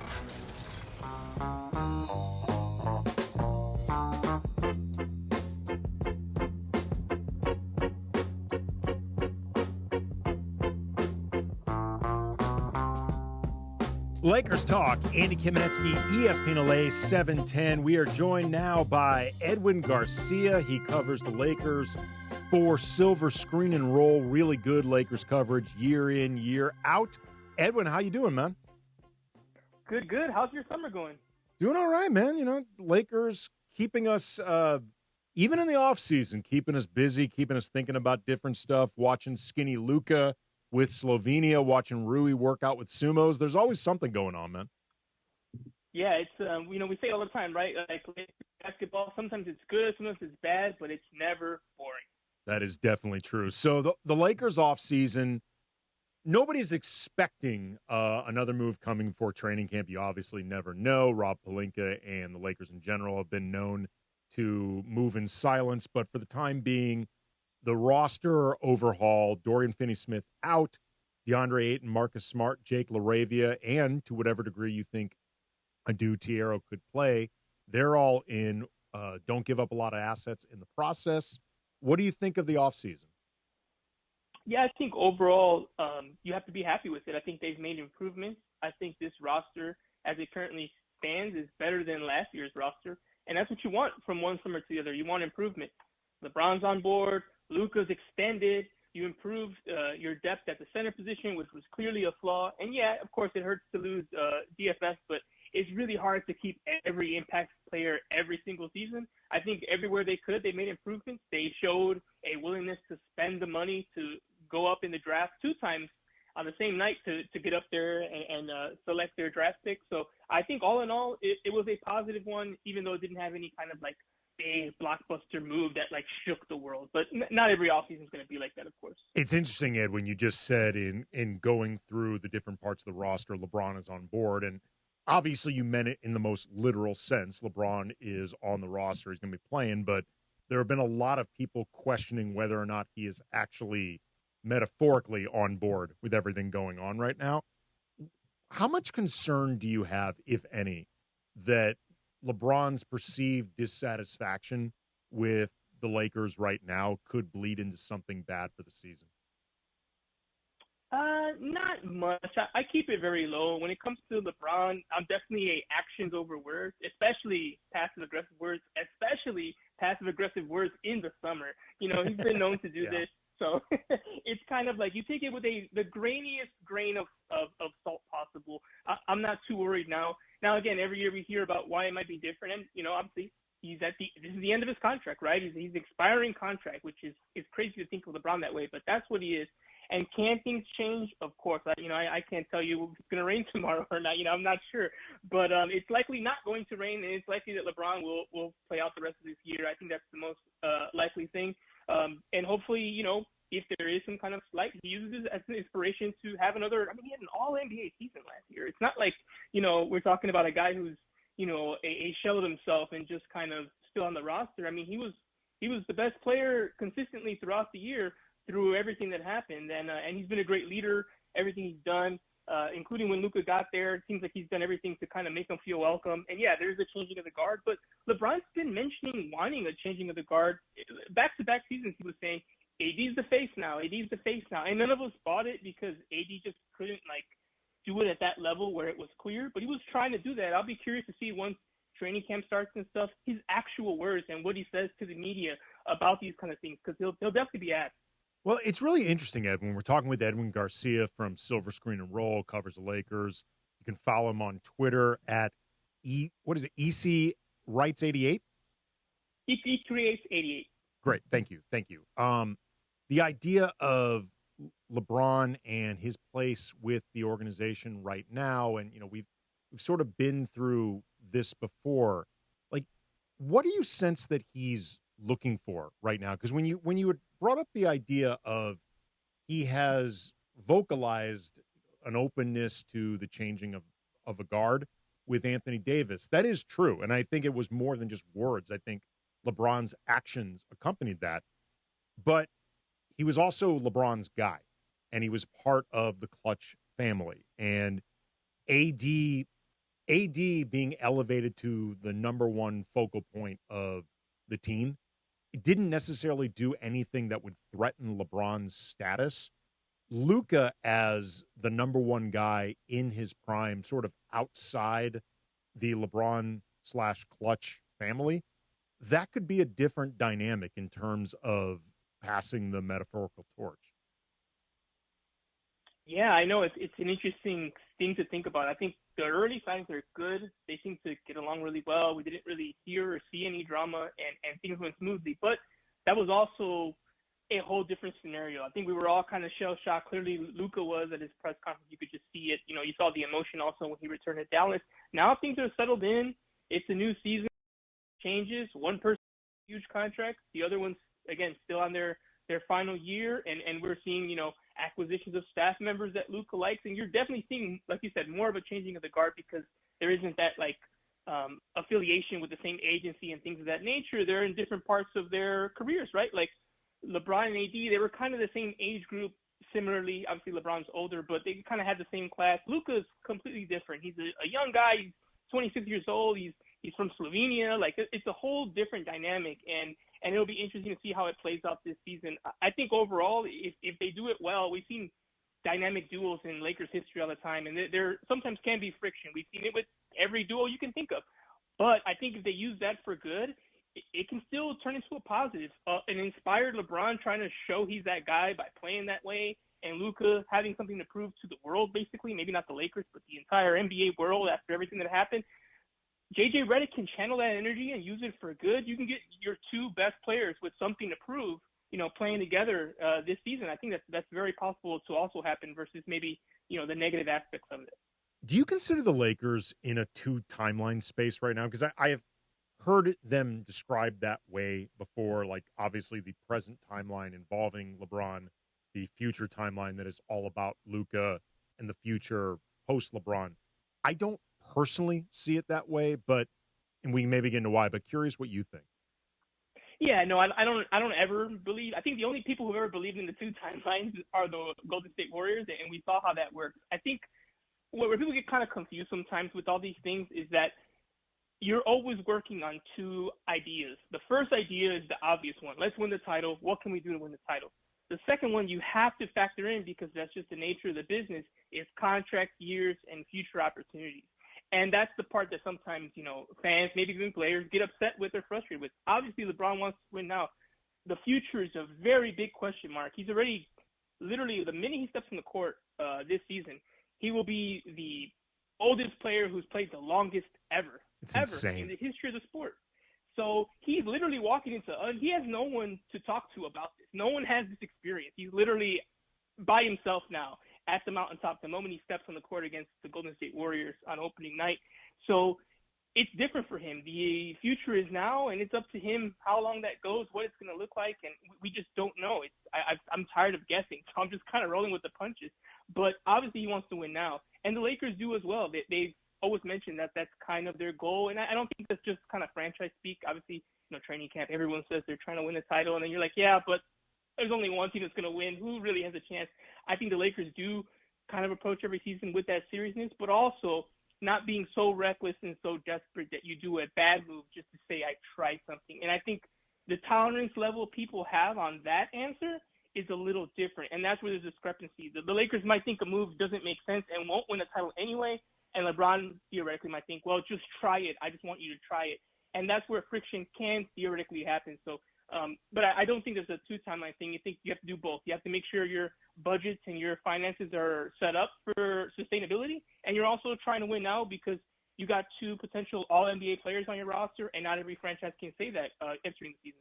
Talking with Edwin Garcia, covers the Lakers for Silver Screen and Roll. Follow him on Twitter at @eCreates88. Lakers Talk, Andy Kamenetzy, 710 ESPN. You mentioned training camp. J.J. Redick has a full training camp now to figure out the best ways to shape a system with Luka, LeBron, Austin Reaves. What are the things that you're going to be looking for that you're hoping could be implemented? Oh, that's a great question. I think I want to see more. Last year, obviously, completely different season, but a lot of what JJ started with was kind of how to make AD the hub. And obviously, that went away when he got traded. But now you got Luka here. So I'm curious to see how they're going to make Luka the hub and how they're going to make the offense run, knowing he has Luka all season long from the beginning with the whole summer. What kind of sets is he going to run? What kind of plays is he going to run? And where else does Redick see improvement within the team? We saw Rui have a really strong year. Austin Reaves is a player who's also, again, he's got a contract situation coming up. I'm sure he wants to play his absolute best. And the last time we saw him, that's not what we saw. So he'll also be inspired. So I'm very curious to see what the improvements that the offense will have kind of centered around Luka, how players like Austin Reaves are going to kind of blossom in that role and what their roles are going to look like. And that's really what I'm most excited about, just the returning players and who can get maximized now that JJ's got another year of experience as an NBA head coach. Speaking of Austin, ESPN did a recent deep dive into the Lakers' present and future for the Luka era. And one of the items that got discussed was Austin Reaves' impending contract. He'll be a free agent in all likelihood in 2026. There's a Western Conference exec quoted as expecting Austin to make $30+ million annually, which is in line with the expectations that we've seen, and I think is also comparable to players who produce at Austin's level.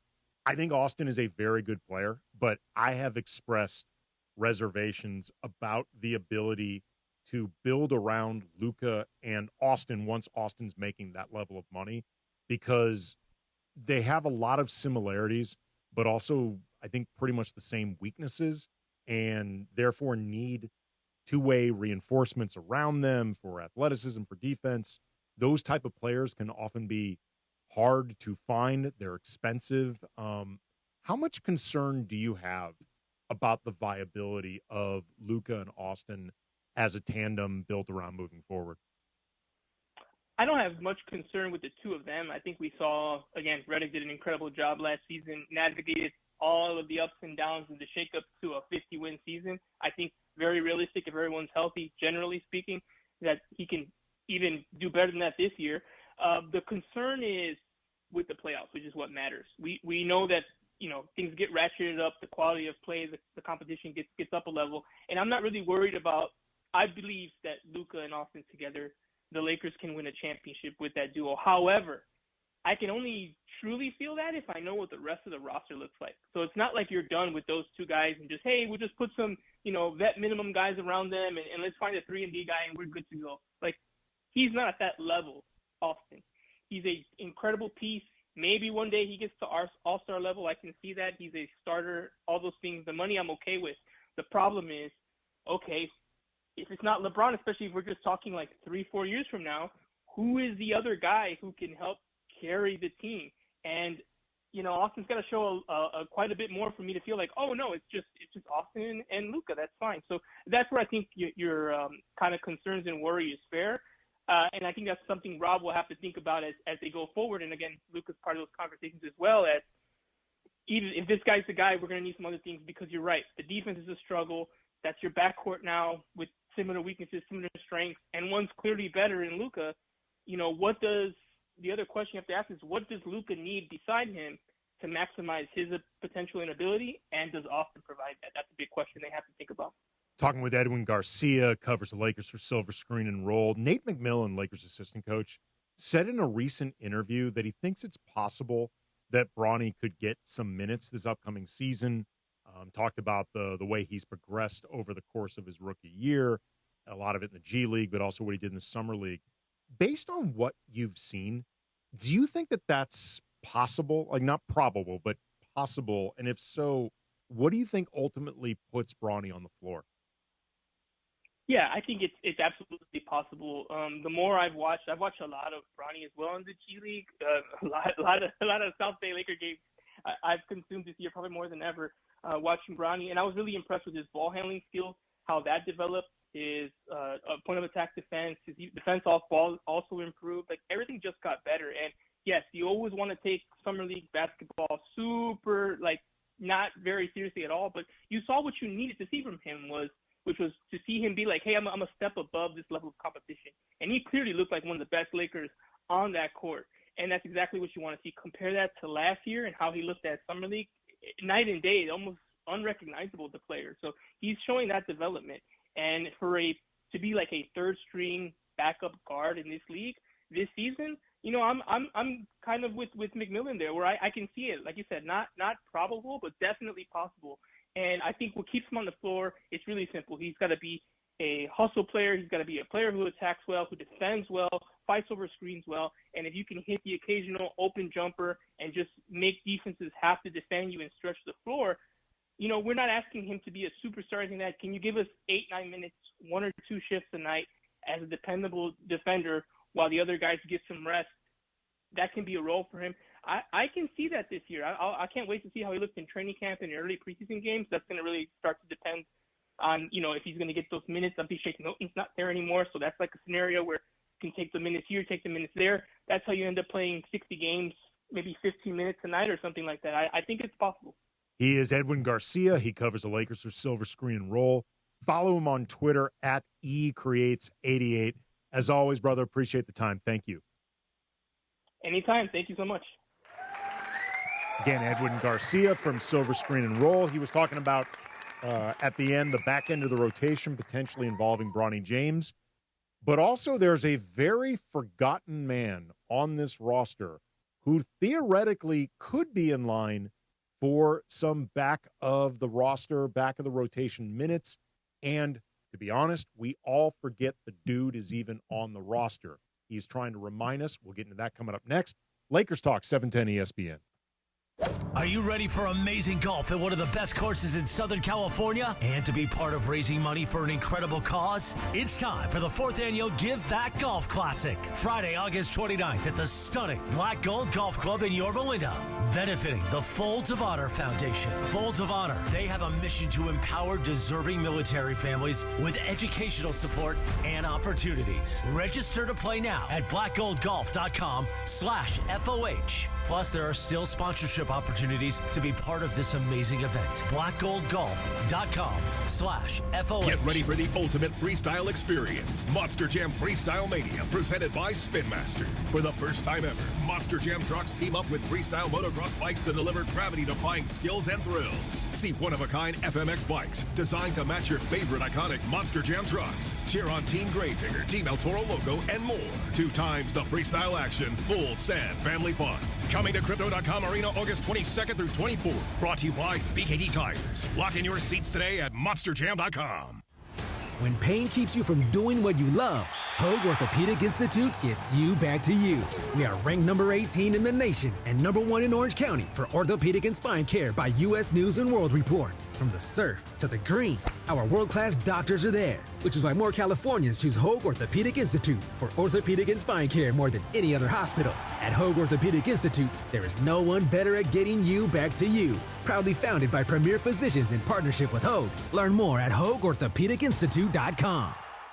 Are you ready to make a difference for the environment while helping the visually impaired at the same time? Then donate your vehicle to Heritage for the Blind today by calling 1-800-983-6530. Every donated vehicle will either be properly recycled in an eco-friendly manner or given a new life through reuse. Donating your vehicle is easy. Simply call 1-800-983-6530 and Heritage for the Blind will do the rest. They'll even arrange for your vehicle to be picked up at no cost to you. And for a limited time, when you donate your car, you'll receive a $200 restaurant voucher and a 2-night, 3-day hotel stay at one of 50 locations. Call 1-800-983-6530 right now to schedule your vehicle donation and make a positive impact on the environment while helping others. Heritage for the Blind, where every car donation counts and every person makes a difference. Call 1-800-983-6530 now. This advertisement is paid for by Heritage for the Blind. 710 ESPN. The radio home of the purple and gold and the home of Lakers talk. Luka wanted to do something big for the fan base of whatever team he was going to be with. It's now with the Lakers, and the Lakers, I think, now are going to reap all of the same benefits that Luka had planned to give Dallas, except I think even more motivated, even more just ready to unleash hell on the rest of the NBA. Lakers Talk is presented by Hoag Orthopedic Institute. When pain keeps you from doing what you love, Hoag Orthopedic Institute gets you back to you. Visit HoagOrthopedicInstitute.com to get the help you need today. More Lakers Talk with Andy Kamenetzy rolls on.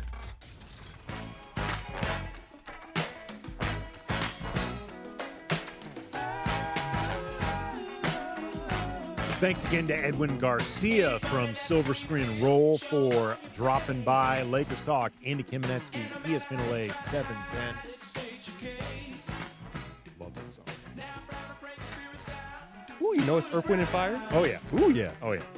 It's funny, actually. I'm sure you've seen this. This comes up occasionally on, I guess, music Twitter or, like, people debating music. I've been in it a couple times. Bomani Jones, I've seen sometimes enter the chat with this, but the question of the greatest American band ever.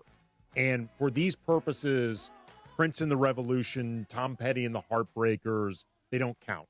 Because those bands, like, you know, the E Street Band, those are great backing bands. Though, yeah, they were instrumental in the success of, like, Prince or Springsteen, Petty, whatever, but they are considered extensions of the star. This is a band. Right, band.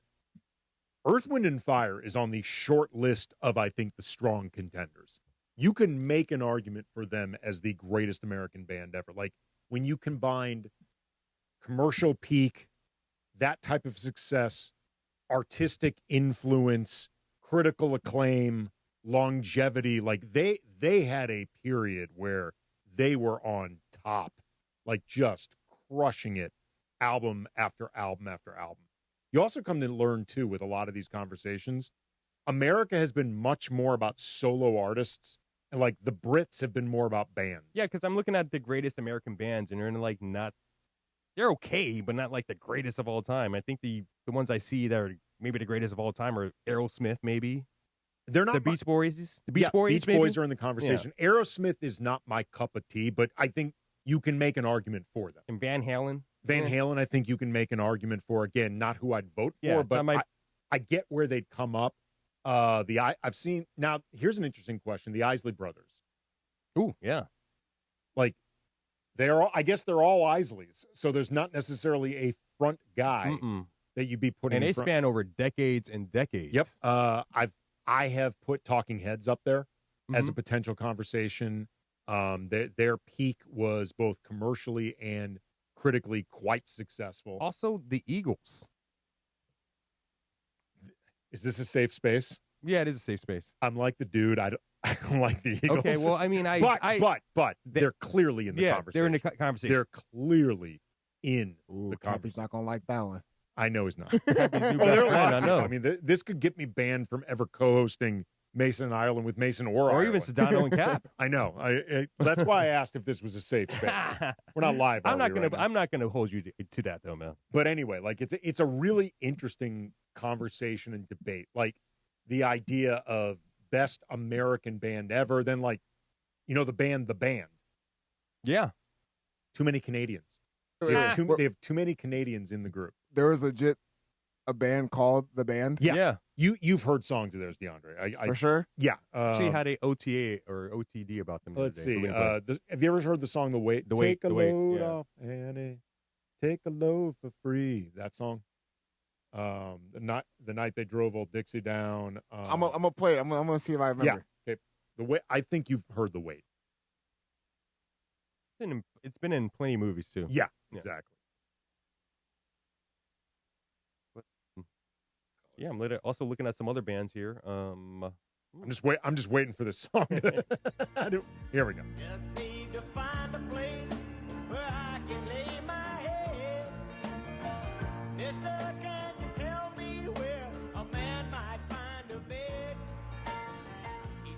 Wait for the chorus. The chorus is what's most recognizable.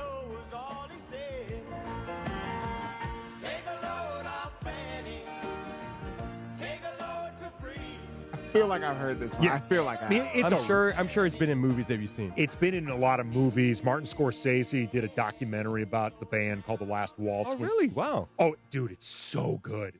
It's their farewell concert, which became like an event, like a true event.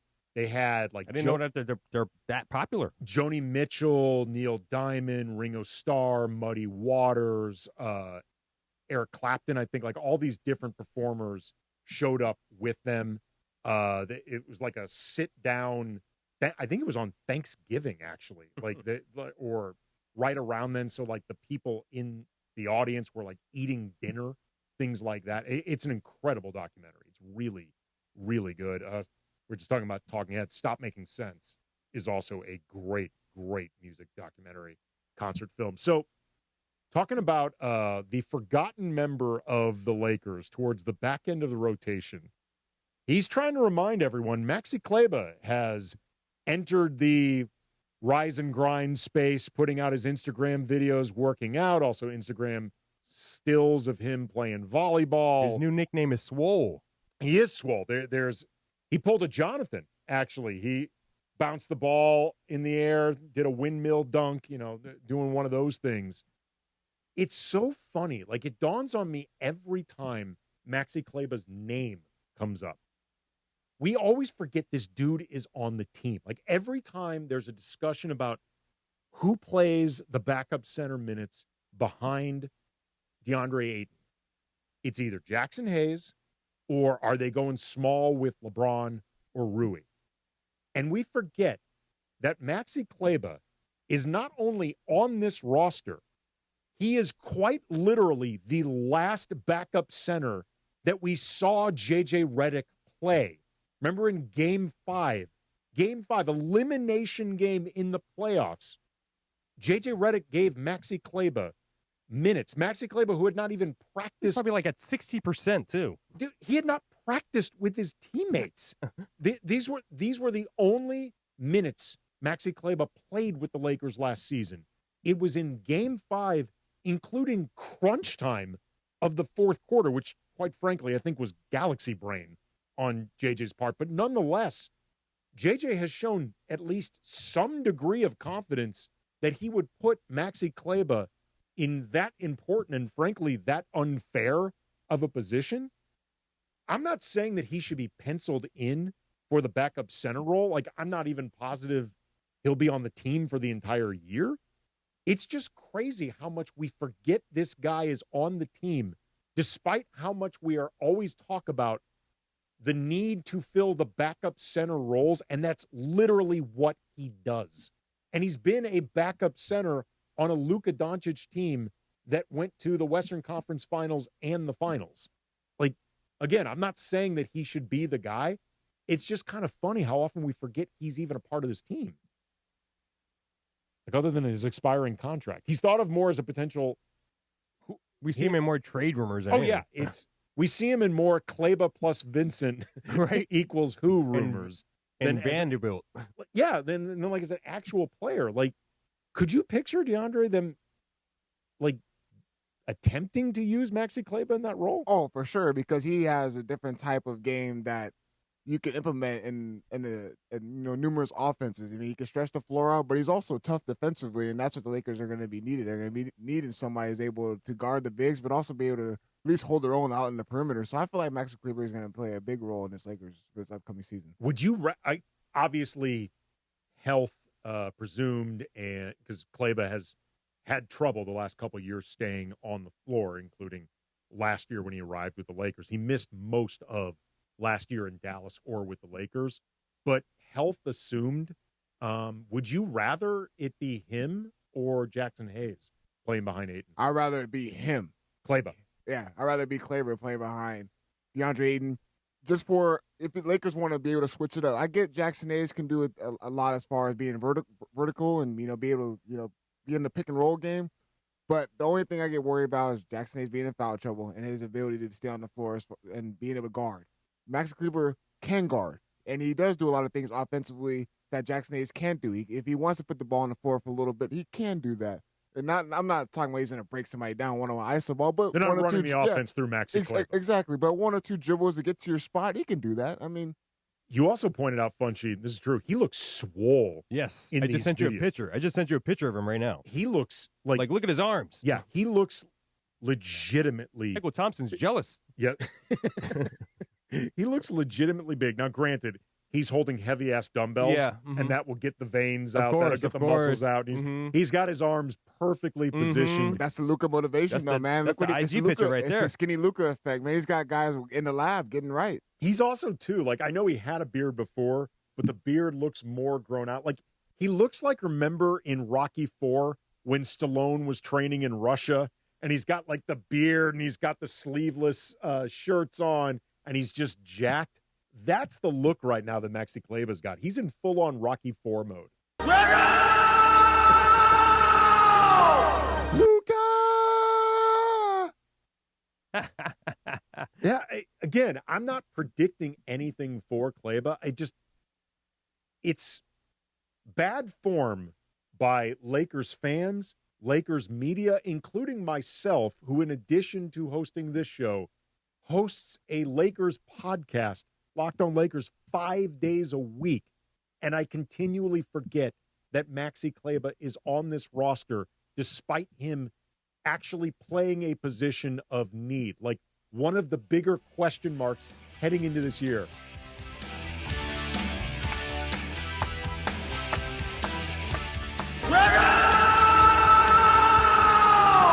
Well, there's no easy way out, baby. I cannot be refuted. When Rocky is driving around that sports car. Oh, yeah. After Apollo died, yeah. Mm-hmm. By the way, it's the second montage that we've seen for Rocky in this series after a beloved one died, because in Rocky 3, they had that after Clubber Lang essentially murdered Mickey. No charges. Like, no, not even a police interview. No. I mean, he shoved and killed an old man, and nobody seemed to care. Like, no investigation, no interview, no nothing. And then in Rocky 4, you've got You've got him tooling around Philadelphia in his feelings in that sports car. Rocky 4 is all montages. I've never seen this before in a movie. Back-to-back montages. I think they had 5 overall montages in that movie. In Russia, remember, he goes to Russia, and he's training, and Adrian disapproves. So he's in Russia, and he's training in the mountains with Duke, Apollo's trainer, and Paulie. And then Adrian shows up, surprise, just a wordless acknowledgement. Then they go back to the montage, and Adrian is there as he's training. Back-to-back montages. Hearts on Fire. Survivor. Back in the 80s, man, you put Survivor on your soundtrack, either Survivor or Kenny Loggins, that was a hit, man. Or Glenn Fry. Mm-hmm. That was a hit waiting to happen. But I've never seen in my life back-to-back montages in a movie. Between that and the boxing scenes, which are all stage directions, Rocky IV's script must have been like 30 pages.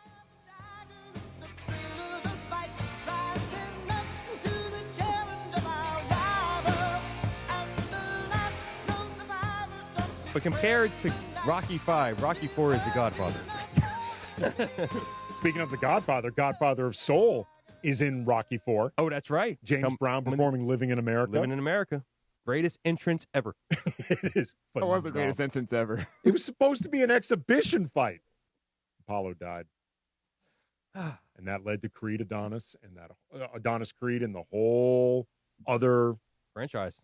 Rocky MC. The Rocky-averse. Mm-hmm. This movie had Paulie's dancing robot. Like Rocky IV had all the ridiculousness. Yes, it did. In the most wonderful, glorious ways. All right, coming up, we're going to close out, as always, with Crunch Time. Bunchy's got the topics. DeAndre and I weigh in 710 ESPN. Don't miss Travis and DeMarco. Live from LA Live. Back tomorrow morning at 9 a.m. When was the last time you had a sloppy Joe? Probably like junior high or high school. Yeah. I made one last week. My wife loves them. Did you really? Yes, I'm a good sloppy Joe. Do you From use scratch. the Manwich or Nope. do you? Okay. From scratch. Yeah. Yes, sir. Manwich. Manwich. That was the stuff out of the can. That's the can. Oh, yeah. like the, yeah. Same stuff. Like dog food kind of. Yeah. Travis Rogers and DeMarco Farr. On 710 ESPN. It's never too early for football or holiday shopping. Hello, Ma? Now your top reasons to visit Morongo. Get an Apple HomePod, home theater projector, turntable, or cash when you earn 3,000 slot points on your rewards card Fridays. Number 2. Berlin, live August 22nd. Get tickets now. And the number 1 reason. Flamingo Fridays. Crush the heat with cold cocktails, cool beats, and the lazy river at SoCal's best nighttime pool party. Morongo, good times. Beat the heat this summer with NextGen, the official AC plumbing and electrical company of SoCal sports fans. If your AC breaks down, don't hesitate. Call NextGen now and enjoy expert installation on any new system. For a limited time, combat SoCal's air quality and reduce dust in your home with a free no-ozone air purifier included with any new AC system install. Call 833-3NEXTGEN or visit nextgenairandplumbing.com to book online. CSLB number 1011173, lifetime warranty on selected items. Thinking about selling your home? Seller's Advantage makes it easy. No agents, commissions, open houses, or costly repairs. They'll give you a fair cash offer with no surprises. One seller said, and I quote, "Seller's Advantage was faster, easier, and more rewarding than listing my house. The offer matched my expectations, and the process was stress-free." Call 888-390-AS-IS or visit sellersadvantage.com for your free cash offer. DRE number 01961658. Don't worry, sell happy with Seller's Advantage. It's crunch time on Lakers Talk. When the clock is ticking and it's all coming down to the wire, you know what that means. This is crunch time. As always, on Lakers Talk, we close out with a little crunch time. Funchy's got the topics. DeAndre and I will weigh in. What you got, Funchy? All right, this is from ESPN's McMahon. The Sacramento Kings are favored to land Russell Westbrook with a return to OKC and Denver considered unlikely. League sources considered the Sacramento Kings the most likely destination for Westbrook, who returned 37 during the first month of the season.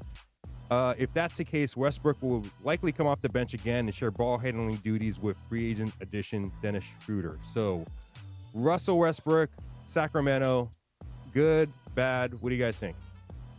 What a bizarre roster. Like, it's just, honestly, it's perfect. It is so apropos that Russ would be on that roster because it is such a strange island of misfit toys on one of the strangest franchises in the NBA. And it's all the way out there in Sacramento. Why the bleep not? Why not? Such a weird roster. Yeah, why? What are they doing? Zach LaVine, DeMar DeRozan, then they're talking about they want Malik Monk. Then next week they're talking about they want to ship him out. Then For you still got Kuminga. Sabonis. Like, first of all, you're reuniting Russ and Dennis from their Lakers time. So, right, they did give that big contract to Dennis Schroeder. Right, so the two of them have played together before. They've got on that team some of the I'm not sure what to do with them players in the league. Like Domantas Sabonis. may be the most talented player in the league that I cannot figure out what you're supposed to do with It's big numbers. Huge numbers. He puts up really big numbers. He's obviously, particularly offensively, really talented, but he can't space the floor at all. And defensively, there's really nowhere to put him that really makes sense. And again, he's really talented. He's really good. But DeAndre, like when you're trying to think of what's the best use to eat, like I can't picture how you would build around Sabonis, and he's paid like a guy that you're building around.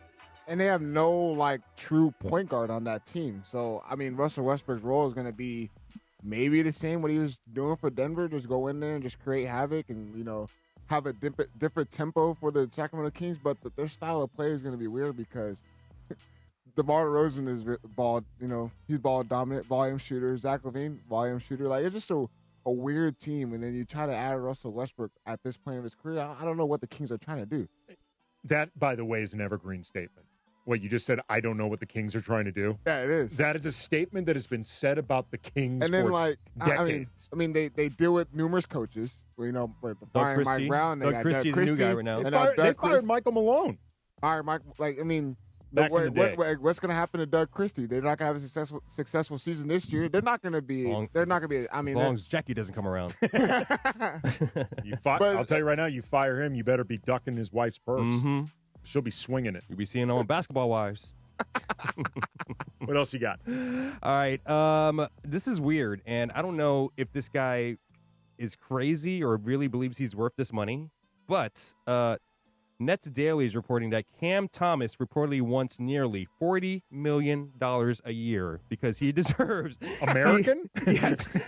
Like what currency? Because are we he talking? deserves he is much or more than Jalen Green, Quigley, and Tyler Hero. So he thinks he's a better player than all three of those guys.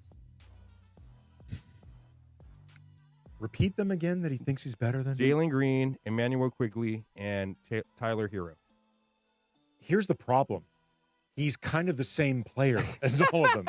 Like, he may not be better necessarily than any of them, but he's comparable in certain I don't know respects. what he does, but just score.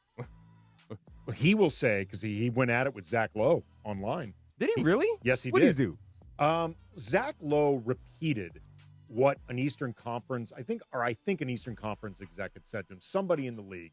And Zach was relaying the middleman. I'm just a middleman. He's just here. a middleman. Like, Zach actually, I think, on balance, have been pretty complimentary of Cam Thomas, but relayed that Cam Thomas is thought of by some people as just an empty calories player. Yeah, he is to me. And someone, of course, aggregated that and just put out that quote, to which Cam Thomas responded with "F you, Zach Lowe," and went into all the stuff that he does well.